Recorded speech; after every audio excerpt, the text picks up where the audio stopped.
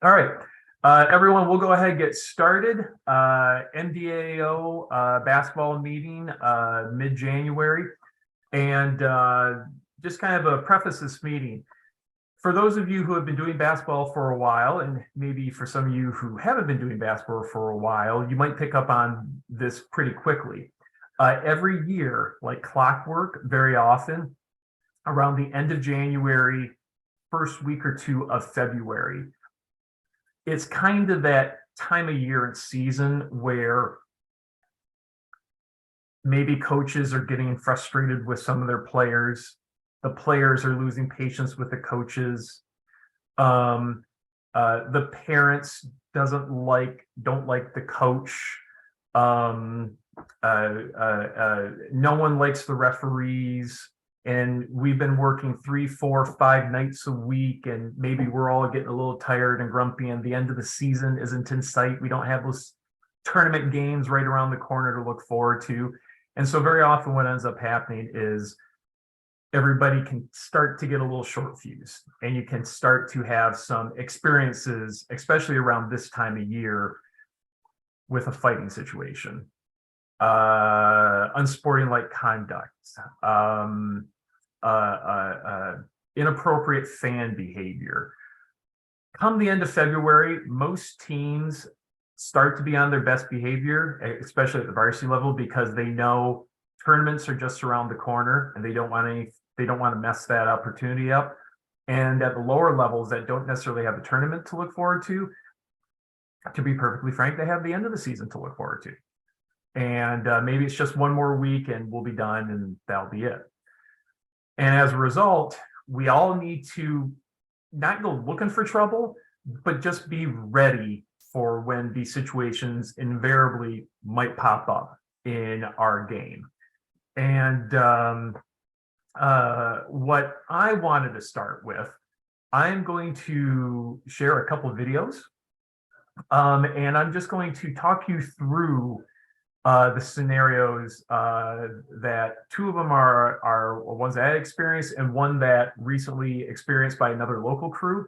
And again, if you recognize any of the schools, a couple of them, they'll actually say the schools on the screen. But if you recognize any of the officials or anything like that, these are all learn from moments. These are all good opportunities locally that we've experienced to, just kind of get us ready for when we might find ourselves in that same position.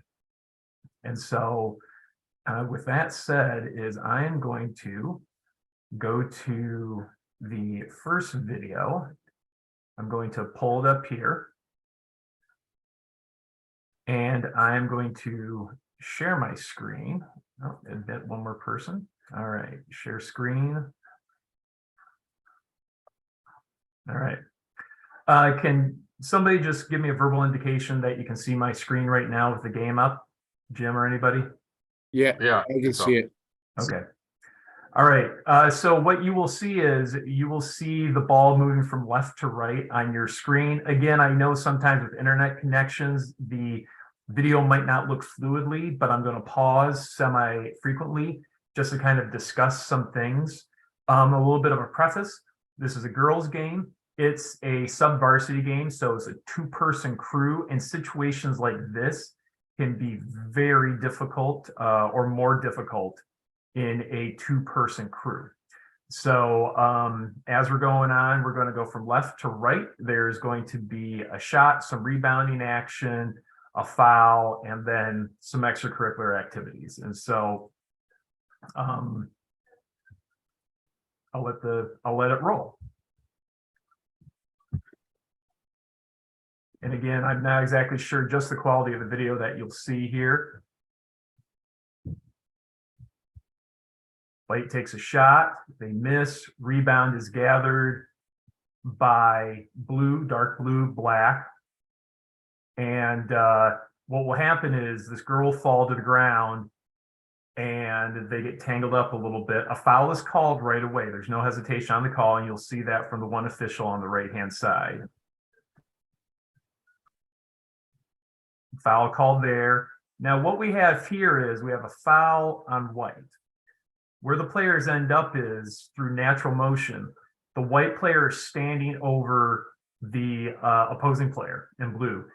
As officials, please notice this is the beginning of the second quarter. This isn't end of third quarter. The game hasn't gotten out of hand or something like this. So you need to be prepared for stuff like this anytime in the game. But whenever you have action where one player is standing as a result of the action over another player, be sure to use your voice, easy up, all right, walk away, and just, be ready for it. All right, so now 15 for blue is there. Another player is helping her, another teammate's helping up a player on the ground. And white doesn't exit the area like we would want. They step over the player on the ground. It doesn't rise to the level of unsporting conduct, in my opinion, yet, but it doesn't help. White takes exception to number 15, blue gives her a shove. That obviously would result in an unsporting-like technical foul, but even before that can be assessed, number 5, blue, comes in to defend number 15, blue, and shoves 53, white. Ooh.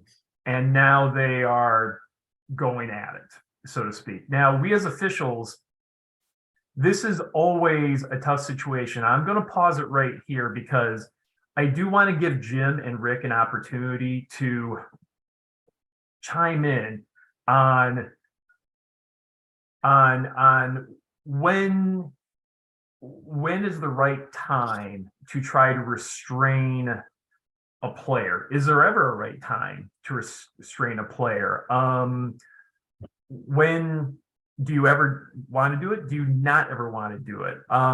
There are pros and cons to it.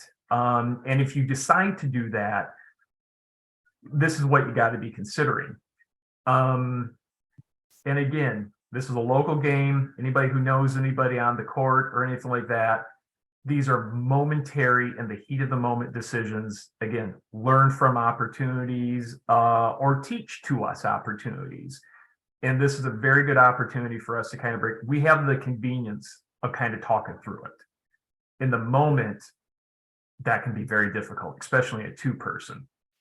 So, Jim, Rick, thoughts about pulling somebody away from another player?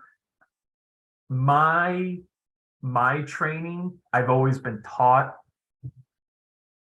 you kind of stand back, you take names and numbers, and again, coaches, even assistant coaches, there's a recent rule change. Any coach who is coming onto the court in these kinds of situations, assistant, head coach, or otherwise, is allowed to come onto the court to de-escalate the situation and get their team back. It used to be just the head coach could come out, but now anyone can come out to kind of help calm the situation down. I've been taught you let the coaches take care of that, or teammates take care of that. Jim, Rick, is that what you've been taught? Is that what you learned? Shane, the one thing I'd caution anybody about putting hands on a player, especially a male official on a female basketball player. It has a bad look. It'll be misinterpreted, and you may be trying to do good and you cause yourself more problems. Get help from those coaches. Bring them onto the court to help you.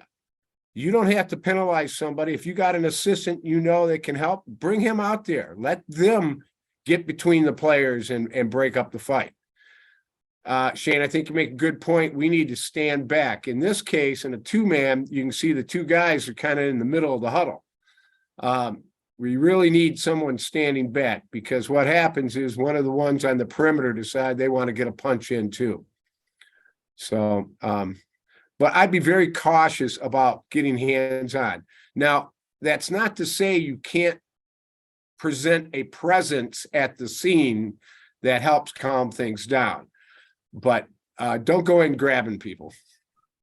Yeah, I would say that I'd add this. If you can step in between them before they are in contact, and like get one to turn away, then step in, not making contact, but just get in the way and, hey, knock it off. But at this point, step back, take names and numbers, and use your voice, and wave those coaches out to help. Another thing I will kind of offer up as far as, do you ever want to restrain a player? Do you just not and let kind of nature take its course?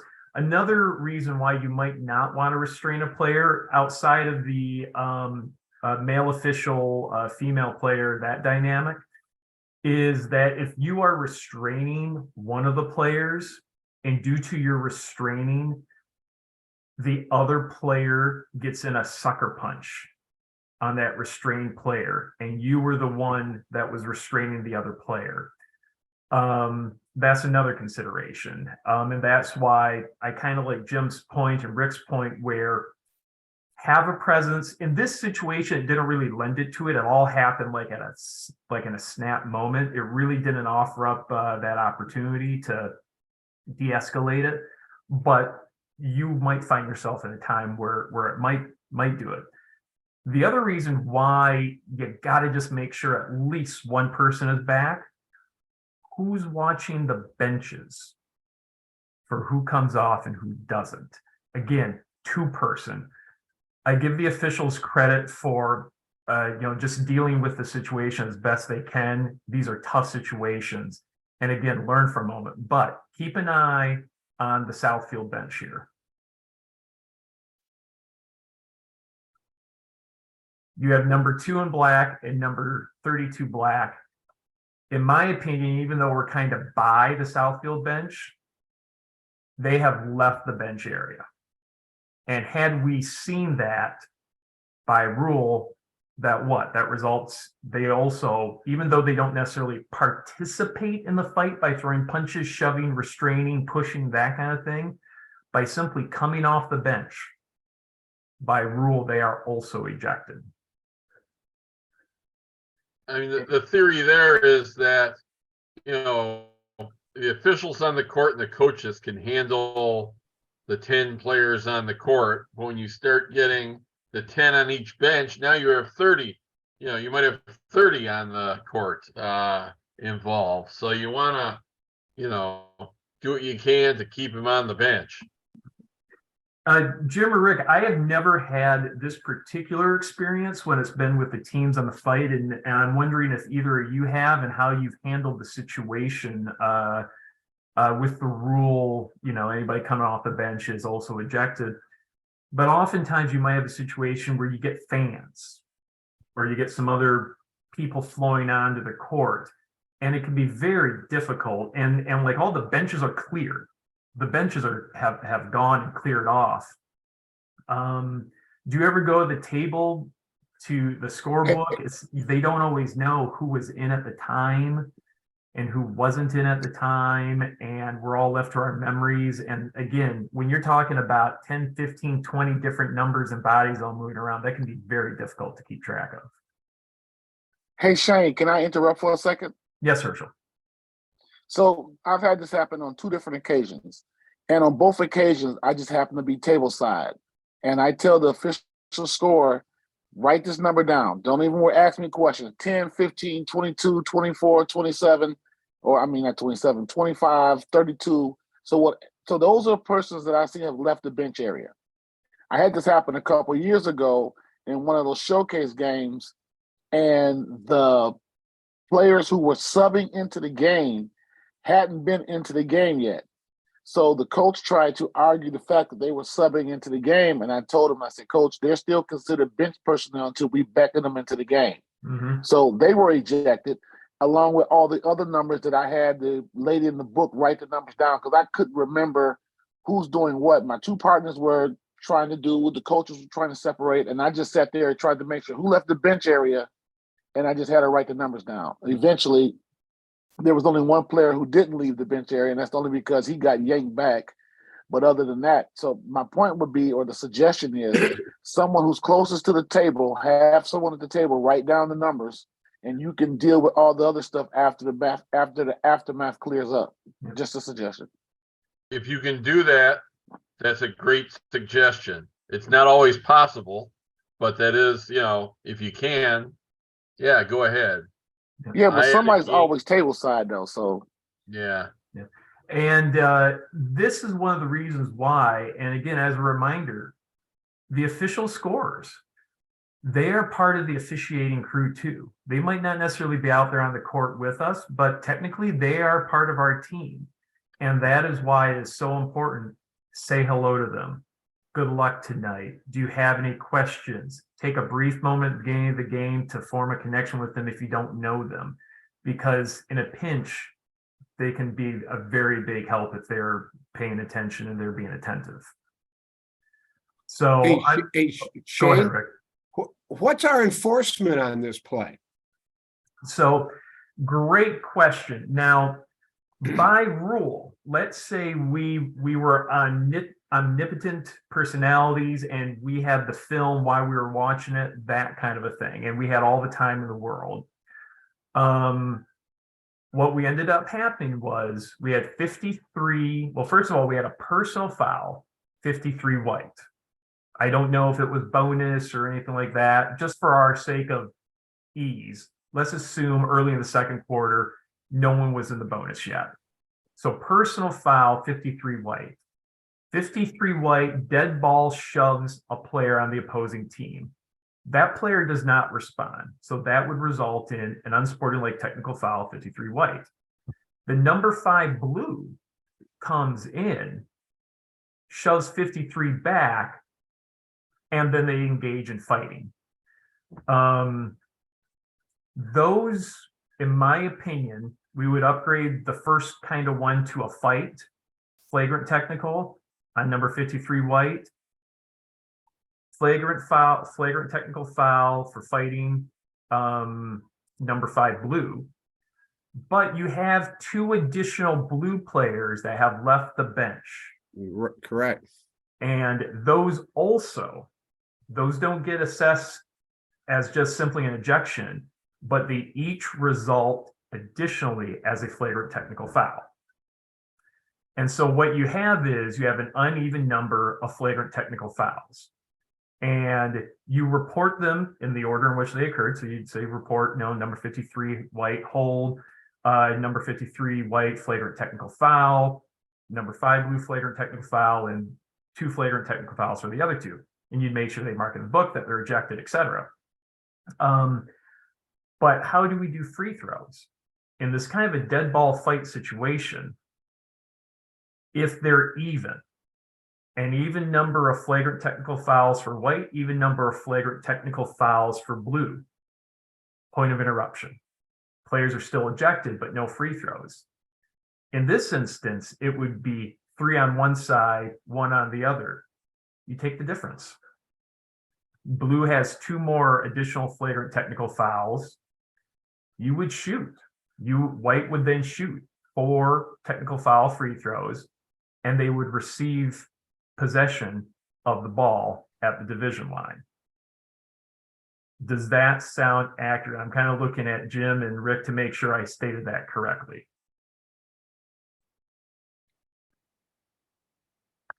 I believe that's correct, Shane. Yes. Yeah, I agree. Now I'm going to say one other thing. When you go and report, tell the scorer to write down the time that this happened and the score of the game, because you'll need it for your report. And, I'm not going to remember at the end of the game what the time was or the score when it's, early in the second quarter. So tell the scorer to write it down in the margin somewhere when this occurred. Now, I will say, and we'll get to this when we talk about kind of report writing here in a little bit, but I happen to have a subscription to the NFHS network. And not all games go up on that network site, but I have utilized that film to go back and look up the exact time and some other kind of,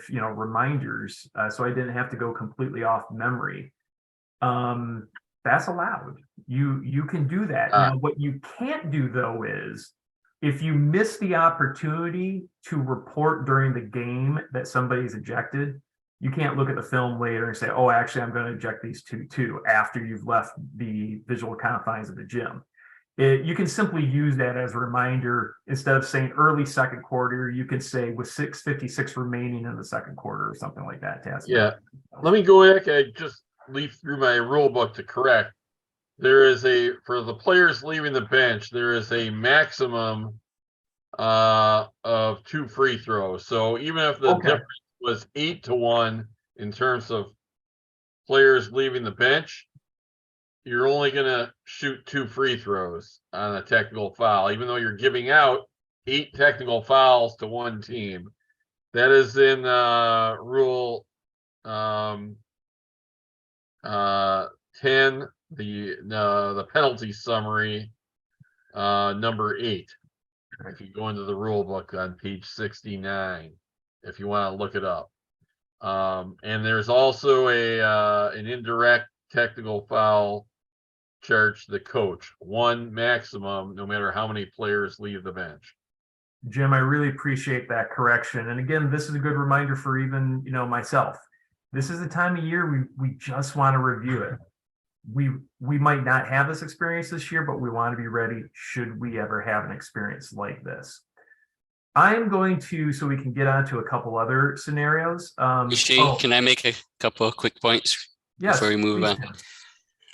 I noticed earlier in the video, there was somebody at a computer on the bench. I don't know if they were a statistician or just operating the live stream, but if they were a statistician, I can tell from experience that they would probably have the list of the 5 players for each team in the game, which would be helpful if you need to know who came off the bench.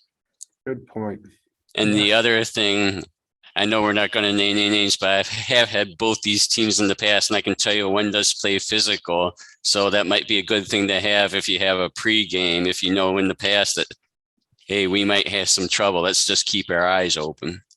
Yeah, be mentally prepared. Be mentally prepared. I had a question. What's your delineation point between a dead ball shove, which could be an intentional technical, and something that rises to the point of a flagrant ejection? So in this situation, had that particular player shoved and no one reacted and the fight didn't occur, that shove, it's not and again, I really recommend, and Jim, I don't know if you still have that technical foul rule up, but there's the exact wording in it. A punch, like as far as physical stuff goes, a punch, a kick, or a swing, or basically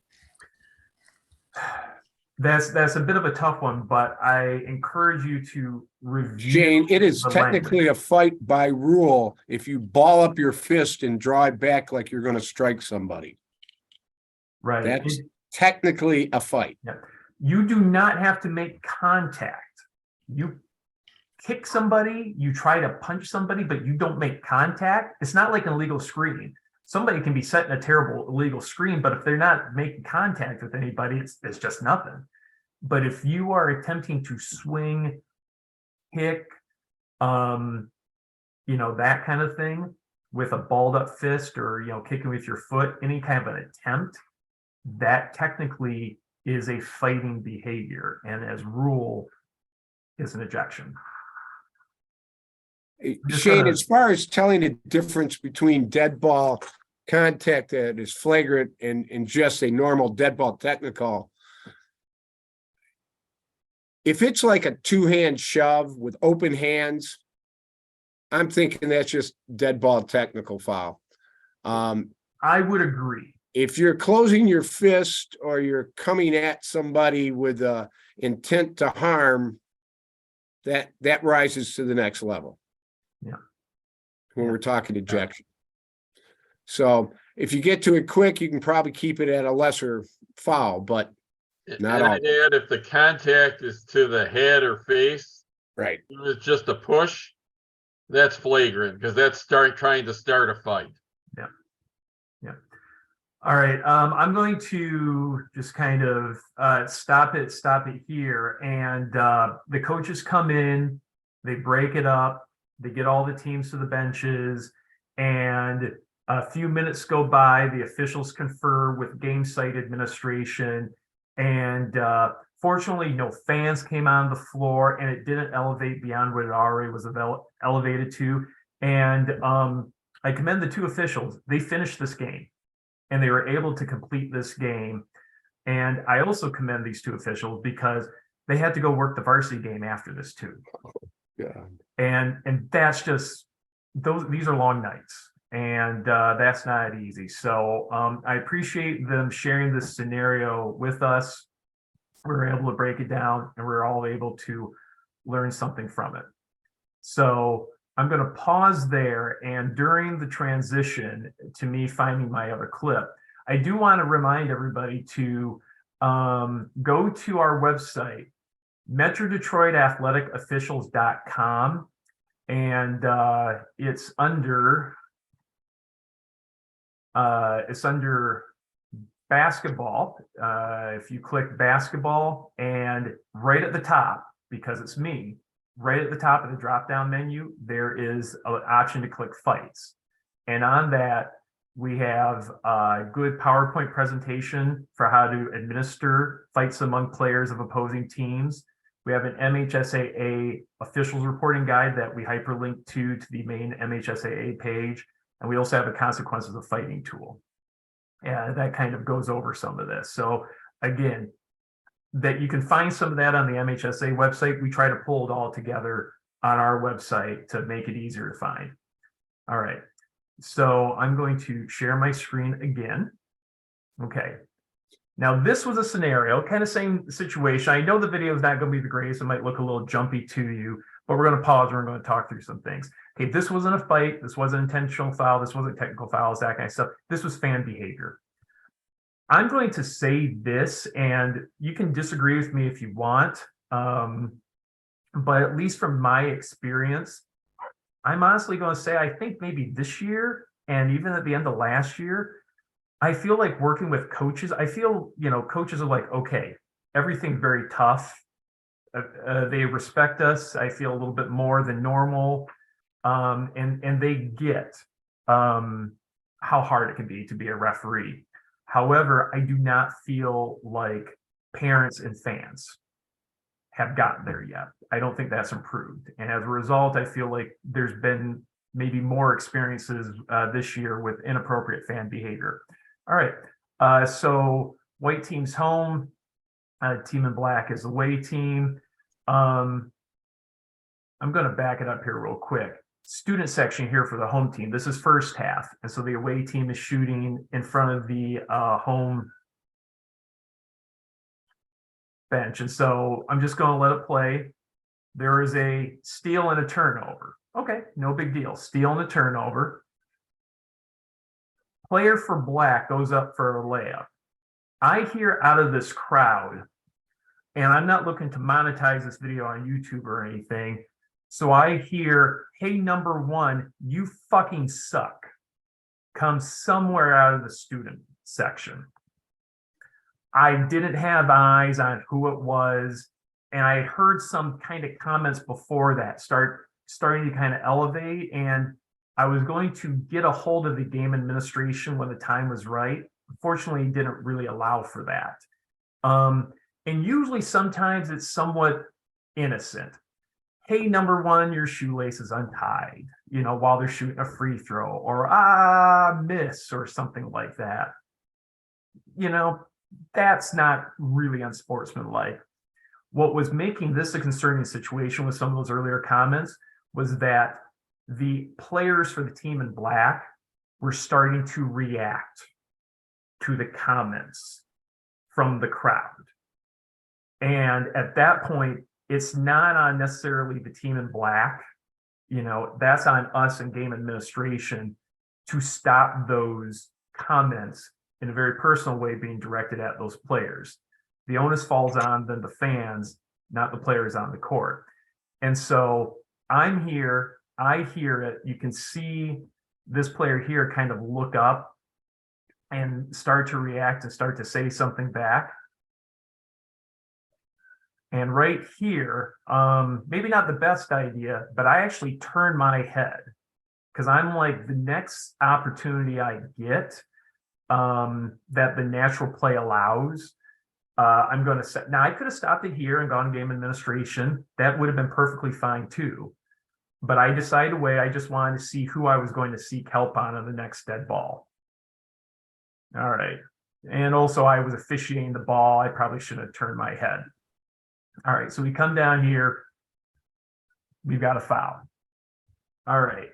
So my partner reports the foul, and he rotates away.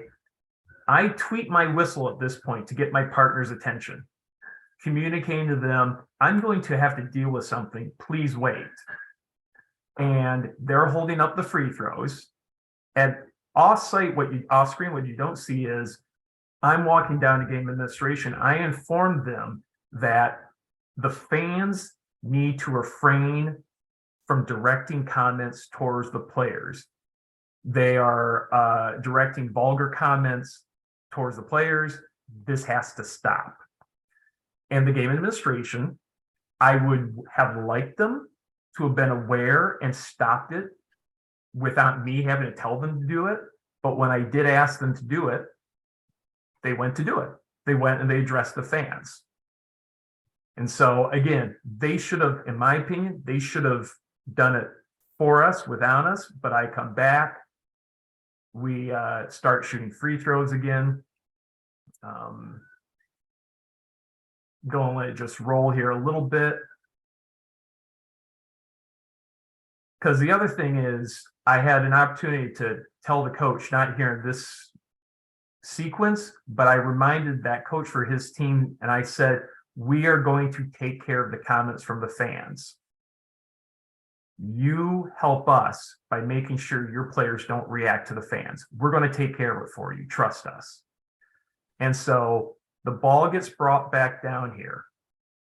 No action, kind of a lull in the action, not much action. Again, I'm on the end line, and I hear out of the corner of my eye, and again, I'm looking out of the corner of my eye at this time because my radar is up, because I had just seen the administrator walking through, telling everybody, be good. And I hear a kid yell out, hey, number one, you look like a turd. And at that moment, I stop the game and I go to the administrator and I say, this fan needs to leave. Now, the one fan said it wasn't me. And I said, and I knew it was him or somebody right next to him. And I said, well, if your friends don't own up to who said it, you're going to leave.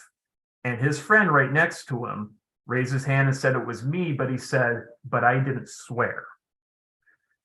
And I said, too bad, you're leaving the game. And the game administrator again comes over and he gets them to leave.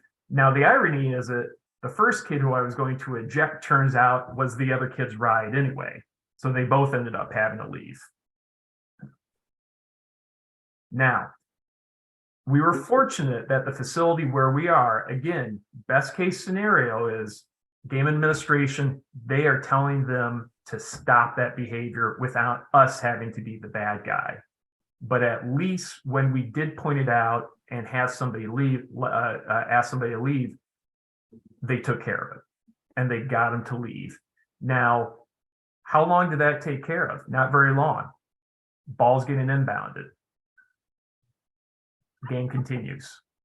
And we didn't have a problem with it for the rest of the night. And I think this comes down to a few things. Again, if you look at the period, this is the middle of the second quarter. If you don't take care of this early, if you don't address it in the most appropriate way, I mean, Rick, what is it you always say? Does it get better or does it get worse? Never gets better. Never gets better. So I know we don't always have game administration. Sometimes there might not be a game administrator in the gym. This particular school had a couple different administrators on each end of the floor. That's at least something. Jim, Rick, I don't know if you guys wanted to address like fan behavior, how to deal with it. Have you had a kind of a situation this year similarly that might have needed to be addressed in a different way due to circumstances, meaning there was no game administrator in the gym? I have something I'll say, and actually keep your screen up. This big goober on Clarkston that's right at the foul line table side. Yeah, that guy. Mhm. So fast forward a couple weeks, and he's at a visiting gym, and he's lined up, while his teammates shooting free throws. And the visiting team has a student section pretty much right where like the Clarkston one is here. And they're giving that guy the business. I mean, it's clean. It's not mean spirited, but they're hooting on him, like fans do to visiting players, but not inappropriately. He starts on the free throw, engaging them and giving it back to them. Now, nothing good comes of that. And I went up to the kid because I was administering the free throws, and I said, hey, you can only lose when you get into it with the fans, because it's not going to get better. Knock it off. And that didn't work for about 2 trips up and down the court. And then I basically had addressed it with the Clarkston coach, saying, hey, your guy's getting into it with the fans, and something bad might happen. Why don't you shut him up for us? And he did. So that's just something else, don't let the players engage with the crowd. Because there's likely, someone that is stupid and is going to do something, escalate it in the crowd. It didn't happen on that night, but it can happen. And I'm sure a lot of veteran officials have seen it happen. Yep. So, yeah. I have a question in the chat. It was a scenario where after a big shot, there was one fan that was so excited or so upset because maybe it was the opposing team that he jumped up and ran onto the court.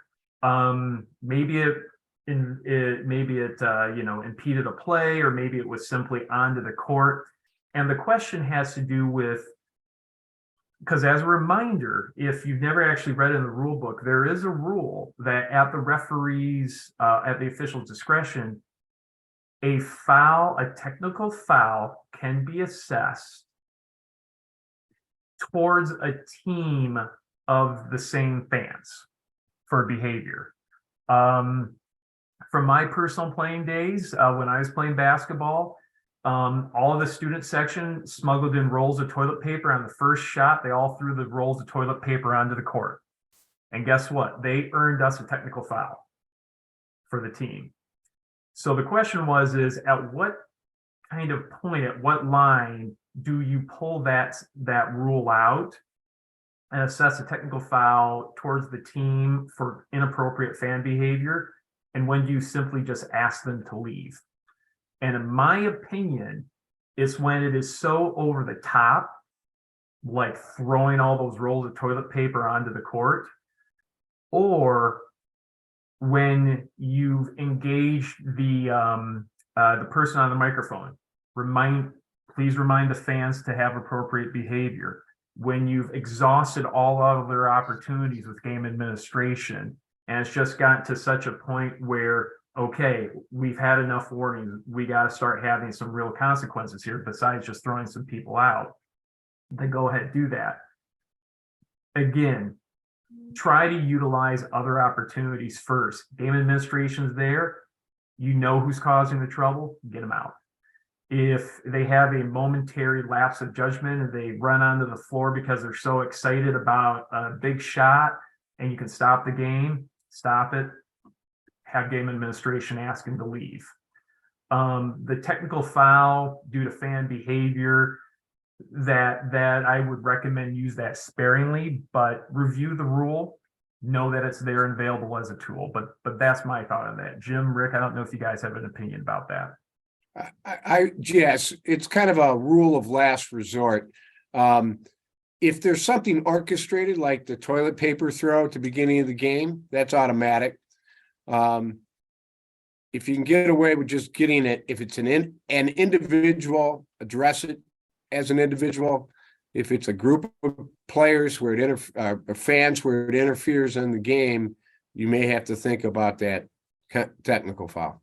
Yeah, I think you've got to be real cautious, because when you do that, or when the PA makes an announcement to the crowd, it often can have the reverse effect that you want. You know, because now the crowd is on you, instead of, you know, they take it out on you instead of modifying their behavior. So you've got to be cautious. But I would agree, certainly, you know, a planned interruption like throwing toilet paper on the court that interrupts, you know, that stops the game, that's one where you give a technical and move on. That's probably the end of it. Derek asked a good question as far as where's that line with engaging with the crowd. I didn't have an intention of engaging with those fans at all. I was simply going to have the administrator ask this one gentleman to leave. And that's where I was going to leave it. And it was a bit of a reaction when he said it wasn't me. And I said, well, it's somebody right next to you and they better own up to it or you're leaving anyway. You almost never should you be engaging with the crowd. Even with that, I would like to have, in retrospect, not have engaged with them. It just kind of happened, and it was kind of reactionary somewhat. But as much as possible, especially when you have game management there, and almost when you don't have game management there, I really strongly encourage you to have game administrator. You can point somebody out. You can say the person in the blue hat with the red shirt, 3 rows up, he needs to leave. What was he doing? He's making personal comments towards us that are inflammatory in nature and unsporting-like, that have no role in the game that we're playing tonight. He needs to leave. And then you just have the game administration take him out of the gymnasium. And you never engage with the fan. That's the ideal situation. That's what we should all strive for in these scenarios. Thassa, another question for Drew. Coach swinging aggressively is going to be technical foul, but last year, kid said.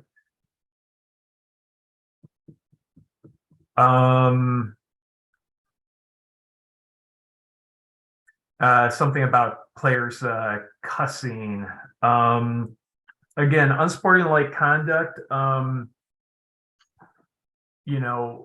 Reactionary type reactions from players. You call a foul against a particular player, and maybe they mumble it under their breath as they're walking away from you, like, what the fuck,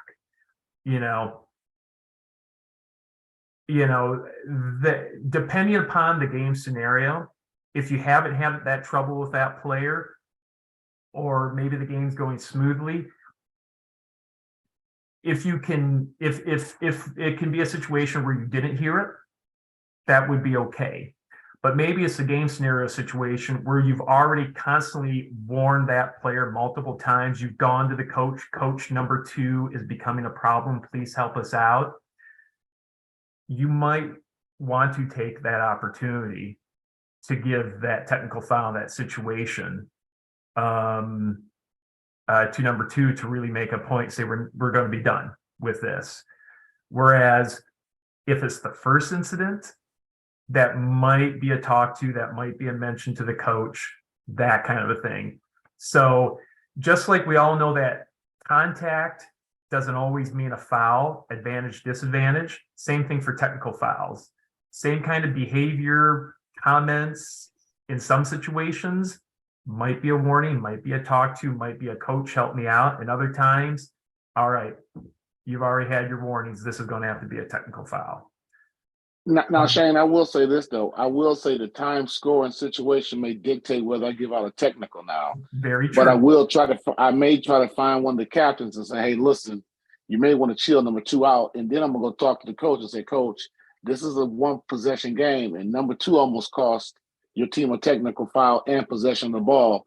Now, I'm not saying I let that totally, because if he gets out of hand and does something that's very warranted, you're getting it regardless. But, you know, again, I do think time scoring situation may play a critical part in, you know, you don't want a technical foul like that when it's 4 seconds to go in a 1-point game or a tie game. No, but, you know, if it's a blowout game and one team is up 20 or down 20, yeah, you're going to get it without a conversation down. That's an excellent point to consider as well. Just like in the football field, know where you are in the football field, especially in a basketball game, know where you are in the basketball game. Time score situation. Excellent point. Yeah, hand in hand with that, if it's loud enough for the fans to hear, you might need to address it with something a little more harsher, because I had a play where a guy hit shoot a 3-pointer, missed it, went out of bounds, and dropped an F-bomb that was loud enough for other people to hear. And so I teed him up, and when I reported it and told the coach what's happened, apparently the coach must have had some issues with that player, because he got the player to him is like, I told you can't be cussing. Yeah. And doesn't it make a difference when there's maybe 2 people in the stands or 2,000 people in the stands? You know, sometimes those cussing moments from a player or something can seem a whole lot bigger when everybody in the gym can hear it versus just maybe a couple people on the sideline or something like that. So, all right, now this next situation, this is going to be the last video that I want to kind of share, and I'll go on to a couple slides about how to write a report. This was a situation where, well, I'll just share my screen. I still don't think I administered it correctly. Okay, so this was an overtime.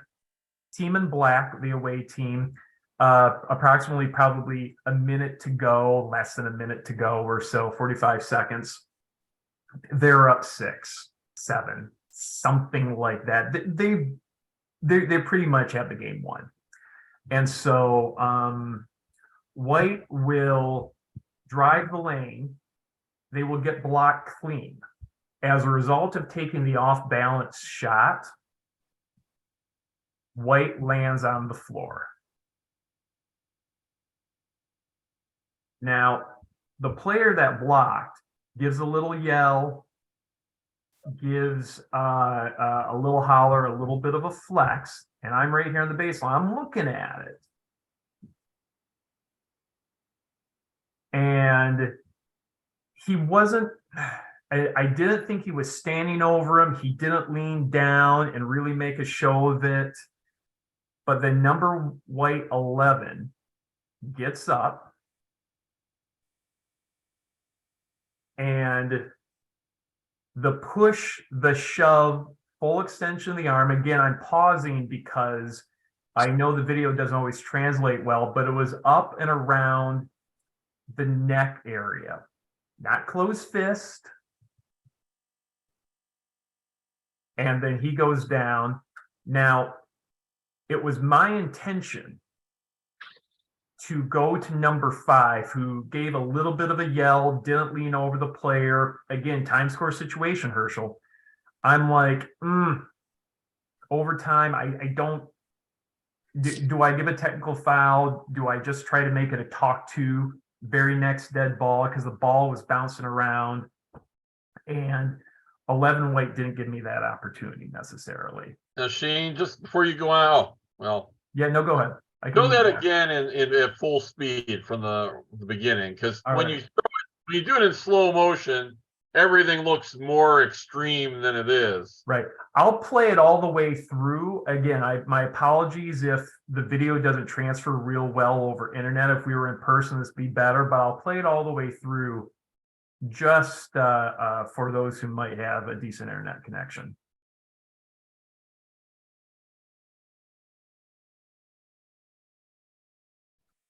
So I think when you watch it at regular speed, you can see that the guy, you know, what Shane said, it wasn't an extreme standover pose. It was brief and not quite as, you know, and not really, I'd say wouldn't rise to the level of a taunt. Yep. Now, this guy on the floor, I'm guessing, was more upset that he got hit, that he ended up on the floor, than anything else, unless something was said that we couldn't can't see or hear. Now, what I'll say is, before we move on to how we administered this and why I think we did it wrong, for me, I was like, that kind of came out of nowhere. But I'm going to say this, whenever you feel like it came out of nowhere, no, it did not. You might not have seen what led to this, but it did. And I unfortunately didn't clip this part of the game, but in the previous trip down the court to it, number 11 took a shot right here in the corner in the wing, and that same player swatted that basketball out of bounds. Clean block, just smacked it across the brick wall. And everybody's, yeah. No taunting, no anything. We're getting the ball ready to inbound play.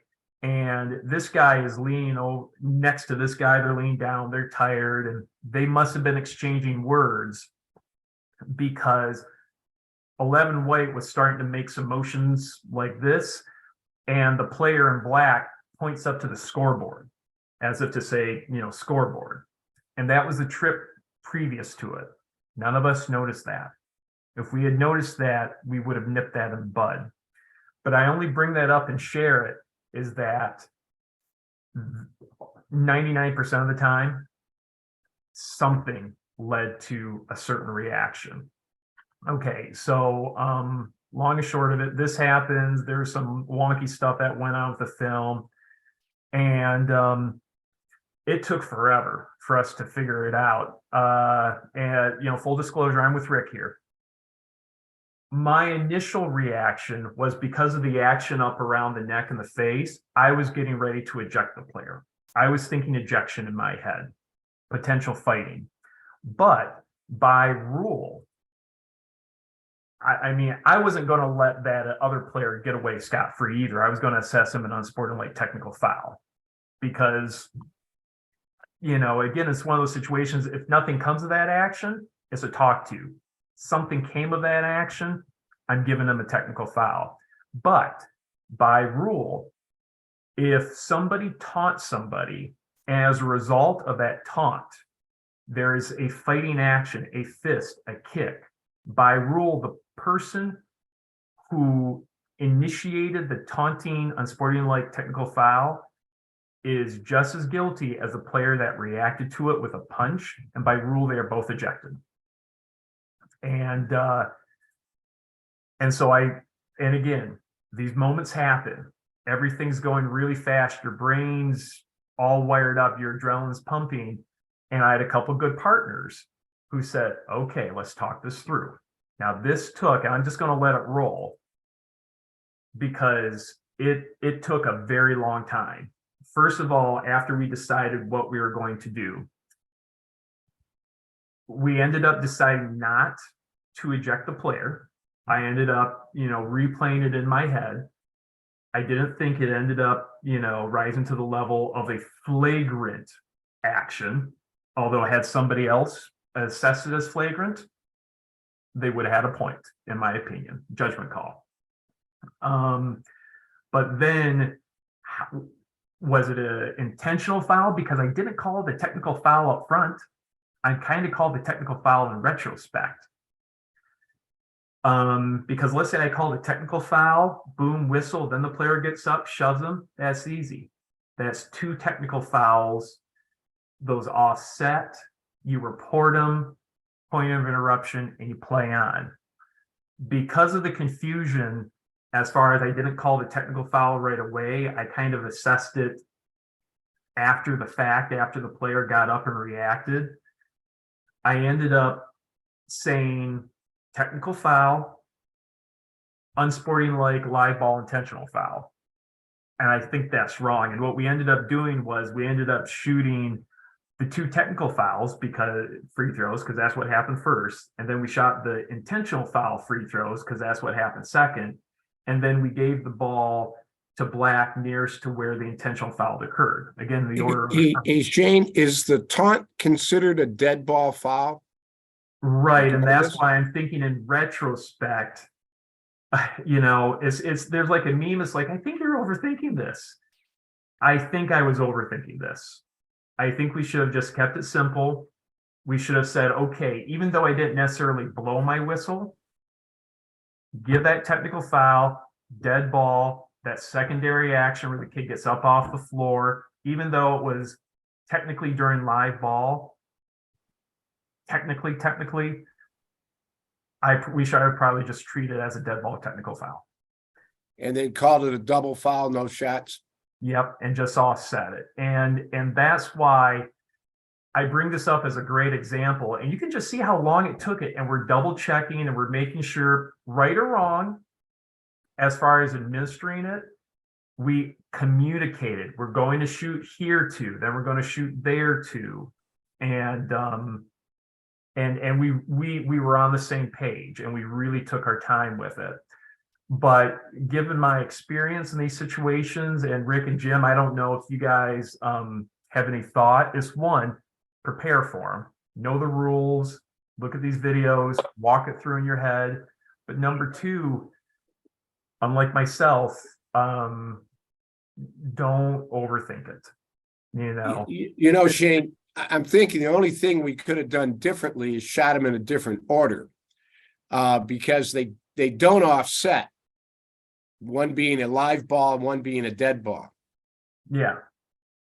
Yeah. So it would seem unfair that the taunt would gain an advantage by, you know, us not penalizing at the time it occurred. Right. So I'm okay with the enforcement. It seemed to be the right thing. We might get some rule book challenges though. You know, while I we're do think talking, the only thing that you should have done was after the technical foul, the ball should have been tossed in at the division line. Other than that, you could probably gotten away with it. Yeah. now while we're talking about taunt, Shane, I did have something. If you want to allow me to share my screen, Absolutely. I've got something. I'm going to make you a host here. All right, you should be able to share your screen now, Jim. You'll have the green share button at the bottom. Okay, can everyone see this? We can. So this is something the NCAA sent out that actually I think George Markley sent to me, just talking about taunting. And you think about that guy who made a brief little pose, you know, after that. Well, let's look at that in light of this definition here. Spontaneous celebrations, such as a head tap, a flex, low rider, whatever, etc. When the celebration is between teammates and is directed at no one in particular, it's not taunting. However, when any of these or similar acts are directed at an opponent or an opponent's bench, they become taunting and should be penalized accordingly.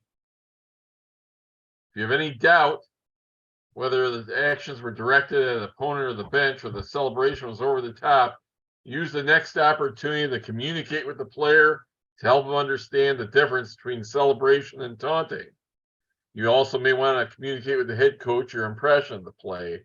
Now, that's probably a good rule of thumb for high school, too. And I think as Shane saw that play develop, you know, his initial thought was the player on white, his act didn't amount to a taunt because it was brief and it was something that he was going to address with the player, maybe the coach. But then when the other kid got up and gave him a shove, well, now, you know, maybe you know, you have to rethink your initial thought about whether that was a taunt or not. And I think that's, you know, kind of this description from the NCAA, I'll call it a bulletin, kind of, you know, puts into words what was going through Shane's head on that play. In retrospect, we could have ignored the taunt and just teed the both of them on the pushes and put it back in play at the point of interruption. Anyway, I'm done. You can, I can, I don't need to share anymore. Yeah. So So with that said, I'm going to give my screen a quick share. Make sure I can do it again here. Oh, Rick, excuse me, Jim, would you hover your cursor to the right of my name in the participants box, and 3 little dots should pop up. Click those 3 little dots all the way to the right of my name, yeah, hovering over it, and it should say Make host. Make host. got it. Done. All right. All right. Now I am now the host. And so I am going to, I just want to share real quick. I just want to kind of share, how you write a report real quick. And again, there's some tips. On the MHSAA website, we also have the document linked to our website. But anytime you have an ejection, anytime you have situations like this, it is non-negotiable. You file a report. Period. Dot. Do not pass go. Do not collect $200. You got to file the report. And as a reminder, for those who haven't yet done it on the online system, you do have to have the player. They do ask for the player's name, the coach's name, etc. If you don't know it, you can write unknown. I've asked, like after the situation, hey, scorebook, please write me down the name of the head coach on a scrap loose piece of paper and give it to me, or the player's name or something like that. But I just want to share with you, this is maybe not how you want to write a report. This is a scenario where a kid gets 2 unsportsmanlike technical fouls in the game and they're ejected. Number 0, who seemed to be irritated during the contest, said something in a very rude manner to another player, go F yourself, and received a technical foul. The coach of number 0 didn't seem to like the technical foul, but I didn't feel like giving the coach a technical foul. Later, number 0 was looking very angry on the bench and eventually said to me, call the foul. My partners weren't sure the second foul was warranted, but I disagreed and let the second technical foul stand. Jim, Rick, where might I have gone wrong in filing a report such as this? What are some things we want to try to avoid when writing a report like this? Keep it simple, Yeah, keep it simple and but state all the facts. say what happened, not what you think someone was thinking. So Absolutely. in the first paragraph, number 0 said, what you say is number 0 said to another player, go. And actually, when I report, I use the word. So there's no misunderstanding. I would say, go fuck yourself. And the And receive the MHSAA, technical foul. Now there's no misunderstanding. The MHSAA looking at it says, okay, that's a good technical foul. The second sentence has nothing to do with it. Why even write it? Yep. Anything subjective seemed to be irritated. It seemed very rude to me. Anything subjective you want to try to leave out. If it's not directly relevant, leave it out. The MHSAA says in their guidance, and when writing a report, do not paraphrase. If you know exactly what they said, even if it's vulgar, you put it in the report if you know exactly what was said. Now, Shane, I would also be mindful of the fact to let everybody know that the report probably needs to be done the moment you get to your computer, because here's what happened. And it just so happened, it happened to me about 3 years ago. This is pre-COVID. We have our regular games during the week. And on the weekend, it was one of those showcase kind of games. We had like 4 or 5 games. And there was an altercation. And the athletic director, who seemed to be oblivious to what an ejection was for this, it was Cornerstone, I can tell you the name of the school. And I just happened to have them the next day. And I said that and this was the scenario I gave when I told you I went by the table and the people came off the floor. There was substitutions. I happened to have them the next day, and I said, "Hey, listen, those two players were ejected, and it just so happened it was one of those days where it was a Friday, Saturday, or a Saturday, Sunday." So I wrote the report when I got home, but unbeknownst to me, I had them again the next day. So I told the athletic director, I said, "Hey, that player is ineligible to play today." And she said, "Why is that?" I said, "Because they were ejected in yesterday's game." And she said to me, and I quote, "Well, I haven't gotten a report from the Michigan High School Athletic Association." I said, "But you were at the game yourself. You should know." I indicated in the scores book because she was keeping the score.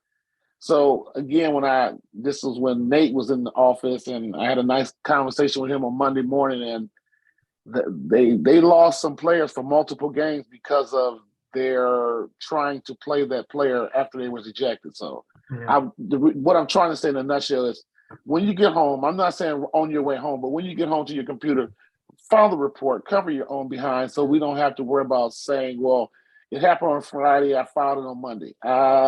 Too many things can happen in between there. So just a point of reference. The online report form now asks you how and when you communicated the ejection to the athletic director of the team that got, that had a player ejected. So you are supposed, even before, before you do the report, because there might be a game the next day, you're supposed to let the athletic director know that, hey, number 32 was ejected last night from the varsity game. So, you should tap out an email, and their email addresses are, in your arbiter assignment of the athletic director. They're available at mhsa.com. Just send them an email saying, "Hey, number 32 is ejected from the game last night. MHSA report to follow." And that's all you have to do. If you don't have time, to sit down and write the report, And even you got to get that out. And even before you write a report to the MHSA, even before you send an email to the athletic directors, and maybe you can't find the athletic directors' names, or maybe it still has the old athletic director in there who retired from 3 years ago, the first entity you should be letting them know the minute the game is over, shoot the assigner a quick text message. Give them a quick call. Shoot them a quick email. "Hey, Bob. Hey, Gary. Hey, Malcolm. Hey, D. Hey, whoever. Number 0, 2 unsporting technical fouls, ejected from a game. I'll send you a copy of the report I sent to the MHSAA." You want to get that word to the assigner before the ADs and coaches and everybody start calling them. That's the only other thing I want to add to that. So, same situation, different report. With 3:46 remaining in the third quarter, number 0, John Doe for Team A, and number 2 for Team B were both assessed technical fouls by umpire Jimmy Dean for using unsporting and vulgar comments directed at each other, including "fuck you, bitch," "come at me, motherfucker," etc., and getting in each other's faces. With 2:21 remaining in the third quarter, number 0, John Doe for Team A was assessed a second technical foul from umpire Jimmy Dean. While number 0 was sitting on the team bench during play, number 0 for Team A repeatedly and loudly yelled at umpire Jimmy Dean, "Call the foul, call the foul, you better call that foul," after an unsuccessful offensive possession for Team A. How is that different from the first one? Is it more detail? Yeah. This is a scenario where I went to the game film and I just wanted to include the time and some things like that, but the numbers didn't change. Nothing else like that changed. I just looked at the game film to add a couple extra details to it. This is just the facts. Repeatedly and loudly. That's a fact. That wasn't subjective. There was, I said fuck in there. I said motherfucker. I spelled it all out. That's what the MHSAA wants. They don't want you to abbreviate or say F or this or that. And also acceptable is this. Number 0 was assessed 2 unsporting, non-flagrant technical fouls, which resulted in his ejection. That's, if you can't remember too much else, or whatever, that something just that simple is acceptable. start with simple, add facts and details that help support the ejection. Do not embellish, do not add subjectivity to it, and do not state anything that is not relevant to the report or the ejection at hand. So I just kind of want to walk everybody through that. Jim, Rick, you got anything to add about kind of report writing? Less is more. Yeah. Keep it If it's briefer just- than too wordy. If it's just a player, using the wrong words, that's all you need. Like Shane's last one sentence, and no one's going to second guess you on that. Yep. Yep. You can't go wrong with simple facts. I mean, I ejected a middle school coach this year who, after he was ejected, wouldn't leave the game. And my report was, Coach so-and-so received 2 technical fouls for unsporting conduct. He refused to leave the game, and the game was forfeited. That was it. Yep. No, that's all you need to say, and no one questioned it. And Jim, I appreciate you bringing up the middle school example, because when you go into the system now, in the MHSAA system for report writing, it has middle schools in there too. And in those kinds of situations, especially when it's a coach, when it's a teacher of the school who is supposed to be having the game be an extension of the classroom, you write a report for that middle school situation as well. You write it for the sub-varsity situations. Again, writing those reports and those ejection, throwing a coach out, that kind of stuff, that's non-negotiable. You got to do it. And it doesn't have to be overly arduous or hard to do. It can be simple, it can be quick. So with that, I'm looking at the time. We're about hour 15 now.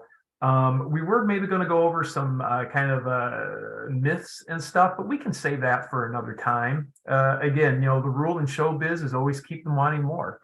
And so with that, I think, again, look up the fighting consequences. Go to MetroDetroitAthleticOfficials.com, basketball, click the fights tab.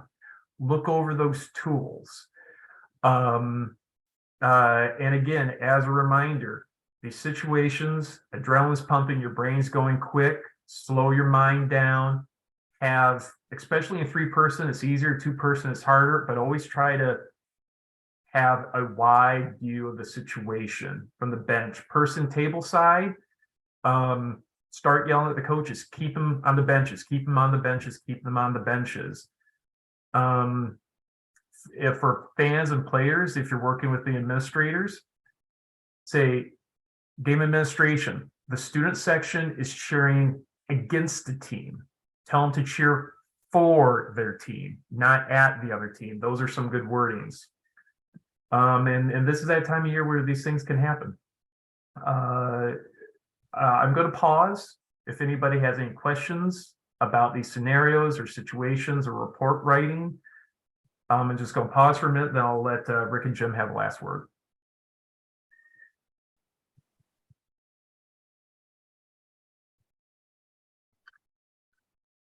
Rick, I'll go first if there are no questions. One last thing is, when you're on the court, be careful about the words you use to people as well. Because like Shane said at the beginning, everyone's frustrated and mad, at everyone else. Don't get yourself into trouble by using, the wrong words or the wrong tone of voice when you don't have to. The less you say, the better.